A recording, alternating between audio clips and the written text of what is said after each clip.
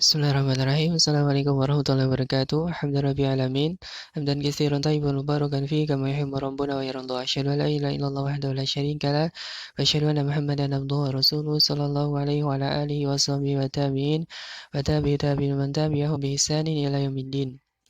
Hadirin rahimani wa rahimakumullah, barakallahu fikum ya ikhwan fillah rahimani wa rahimakumullah. Alhamdulillah, di kesempatan kali ini Allah Subhanahu wa taala masih memberikan kepada kita semuanya kesempatan untuk bisa bertemu walaupun kita belajar ya dari jauh. Nah, barakallahu fiik, mudah-mudahan kalian semuanya tetap semangat dalam mencari atau menimba ilmu agama Islam yang mulia ini. Nah, barakallahu fikum, kali ini kita di pelajaran sirah. Nah, yang seperti biasa belajar bersama dengan Ustaz Zainal Abidin. Nah, untuk sementara ya, beliau sudah istilahnya banyak tugasnya, sehingga untuk pelajaran sirah ini untuk sementara belajar bersama dengan saya. Nah, barakallahu fikum. Baik, insyaallah kita akan melanjutkan pelajaran sirah ya. Kita masih mempelajari dari Daulah Umayyah. Nah, barakallahu fikum. Ini adalah masjid besar ya, Damaskus, sebagai pusat dari Daulah Umayyah di zaman dulu. Nah, bahwasanya dari Daulah Umayyah itu berdiri ketika Hasan bin Ali menyerahkan ya kekhalifahan kepada Muawiyah bin Abi Sufyan ya, dalam rangka Hasan bin Ali dalam rangka untuk menyatukan kaum muslimin ya, karena pada waktu itu terjadi dua kelompok besar kaum muslimin ya, setelah meninggalnya Ali bin Abi Thalib sebagai khalifah yang keempat. Maka kaum muslimin terpecah menjadi dua. Sehingga ketika sebagian membaiat kepada Hasan bin Ali dan sebagian yang lagi membaiat kepada Muawiyah bin Abi Sufyan. Nah, dalam rangka menyatukan kedua kelompok besar kaum muslimin ini, maka Hasan bin Ali radhiyallahu anhu menyerahkan kekhalifahan kepada Muawiyah bin Abi Sufyan, sehingga pada waktu itu, tepatnya pada tahun 41 Hijriah, disebut dengan tahun Jamaah atau Yaumul Jamaah. Dari barakallahu fikum, dan dengan itu maka mulailah berdiri Daulah Umayyah. Nah, barakallahu fik. Dan sudah kita pelajari dari Daulah Umayyah ini beberapa khalifah ya, yang Daulah Umayyah ini berdiri selama atau berkuasa selama 91 tahun ya, dari tahun 41 Hijriah sampai dengan tahun 132 Hijriah. Nah, barakallahu fikum. Dari khalifah yang pertama yaitu adalah Muawiyah bin Abi Sufyan ya. Ini khalifah yang pertama sebagai pendiri daulah. Nah, kemudian yang kedua adalah Yazid bin Muawiyah, anak beliau ya. Kemudian yang ketiga adalah Muawiyah bin Yazid, masih juga keturunan dari Muawiyah bin Abi Sufyan. Dan kemudian yang keempat adalah Marwan bin Hakam. Kemudian yang kelima adalah Abdul Malik bin Marwan ya. Dan yang keenam adalah Walid bin Abdul Malik.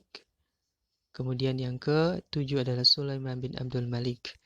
Nah, kemudian yang kedelapan ya adalah Umar bin Abdul Aziz. Insyaallah kita sudah bahas ya di pelajaran sirah ini ya, tentang keutamaan dan juga jasa-jasa beliau. Kemudian yang ke-9 adalah Yazid bin Abdul Malik. Nah, kemudian yang ke-11 Hisham bin Abdul Malik. Kemudian yang ke-11 adalah Walid bin Yazid. Kemudian yang ke-12 adalah Yazid bin Walid. Kemudian yang ke-13 adalah Ibrahim bin Malik. Kemudian yang terakhir yang ke-14 adalah Marwan bin Muhammad. Nah, ini adalah semuanya dari 14 khalifah Bani Umayyah ya. Semoga Allah merahmati ya semuanya. Barakallahu fikum. Ini insyaallah sudah kita bahas semuanya.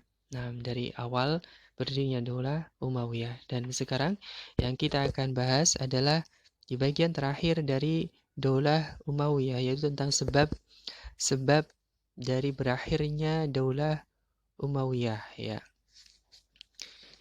Di pasal yang ketiga di buku kalian ya, di halaman 33 kalau buku lama ya. Nah, barakallahu fik. Di sini disebutkan tentang sebab-sebab melemahnya dan berakhirnya Daulah Umayyah. Yang pertama dari sebabnya adalah perbedaan pendapat tentang cara memilih khalifah. Cara memilih khalifah. Ya. Jadi kaum muslimin itu berselisih tentang syarat-syarat yang harus dipenuhi untuk menjadi seorang khalifah. Nah,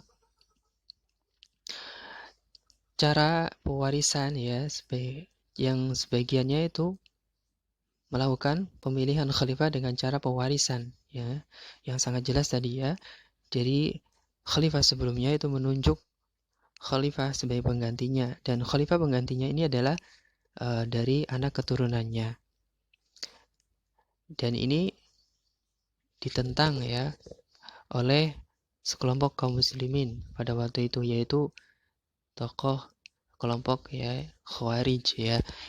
Kelompok Khawarij ini adalah kelompok yang menyimpang dari agama Islam yang benar ya, dan ini yang menyebabkan perpecahan dari kaum muslimin pada waktu itu.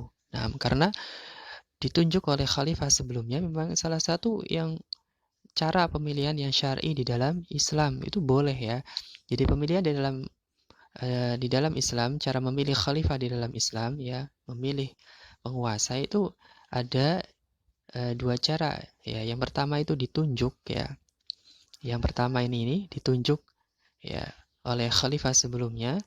Nah, misalnya di zaman Khalifah Rashidin adalah Khalifah Abu Bakar As-Siddiq ya, menunjuk ya penggantinya adalah Umar bin Khattab.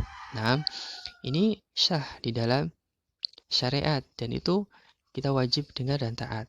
Dan cara yang kedua adalah dengan cara musyawarah ya, yang dilakukan ya oleh ahlu hali wal aqdi. Ya mungkin di zaman sekarang ahlu hali wal aqdi adalah legislatif ya. Nah, ini dilakukan ketika para sahabat bermusyawarah untuk ya memilih siapa yang akan menggantikan Rasul SAW menjadi kepala negara. Maka para sahabat yang senior itu bermusyawarah, kemudian akhirnya memilih Abu Bakar As-Siddiq untuk menjadi kepala negara menggantikan Rasul SAW dan yang lainnya. Dan ini boleh di dalam syariat kita ya, ini disyariatkan. Bahkan ada cara yang ketiga, yaitu dengan cara kudeta atau menggulingkan kekuasaan. Tetapi ini hukumnya haram, tidak boleh ya. Tetapi qadarullah jika itu terjadi, maka kita pun harus dengar dan taat. Nah, barakallahu fikum. Ini dari sebab yang pertama. Ya, kemudian sebab yang kedua adalah sistem pewarisan kekuasaan. Ya, ini berkaitan dengan tadi ya, tentang cara khalifah-khalifah dari Daulah Umayyah itu yang menunjuk ya anak keturunannya untuk melanjutkan kekuasaan. Nah, dan ini sebenarnya tidak di dalam syariat itu tidak dipertentangan. Cuman ya tentunya di dalamnya akan terjadi ya perpecahan, ya, perebutan kekuasaan di antara anak keturunannya, dan ini ya adalah salah satu dari godaan syaitan ya, bahwasanya kekuasaan ya biasanya akan menjerumuskan manusia ke dalam kemaksiatan. Barakallahu fikum. Kemudian yang ketiga, sebab yang ketiga adalah seruan untuk ta'assub atau fanatik dengan golongan dan suku masing-masing ya. Ini yang menyebabkan perpecahan di kalangan kabilah-kabilah di Arab ya, sehingga mereka saling membanggakan ya golongannya sendiri-sendiri, sehingga muncullah perselisihan di antara mereka, dan dia menyebabkan melemahnya Daulah Umayyah ya. Padahal ta'assub fanatik golongan ini dilarang di dalam Islam ya, tidak boleh kita ta'assub saling membanggakan diri. Nah, di dalam Islam di dalilnya surah Al-Hujurat ayat 11 ya. Ya ayyuhalladzina amanu la yaskhar qaumun min qaumin asa ay yakunu khairan minhum wala nisa'un min nisa' in asa ay yakuna khairan minhun.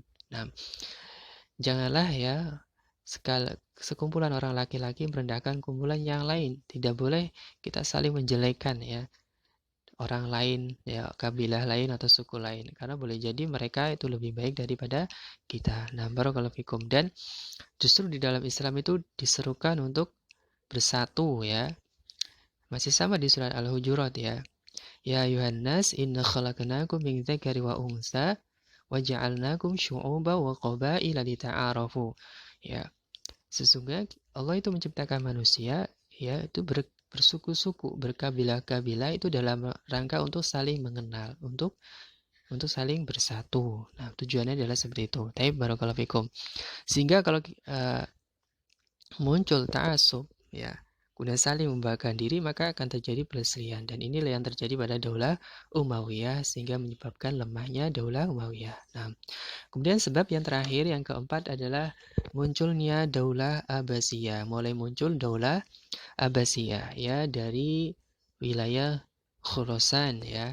Mulai muncul bibit-bibit Daulah Abbasiyah ya, yang pada waktu itu mulai terjadi peperangan-perang kecil sehingga wilayah kekuasaan Daulah Abbasiyah Umayyah mulai dikuasai oleh orang-orang dari Daulah Abbasiyah. Nah, barakallahu fikum, ini diantara sebab ya, ada 4 sebab tentang sebab melemahnya dan juga sebab berakhirnya Daulah Umayyah. Tapi barakallahu fikum, ini saya di pelajaran yang atau pasal yang ketiga ini. Nah, insyaallah untuk pelajaran selanjutnya kita akan bahas tentang Daulah Abbasiyah. Tapi barakallahu fikum.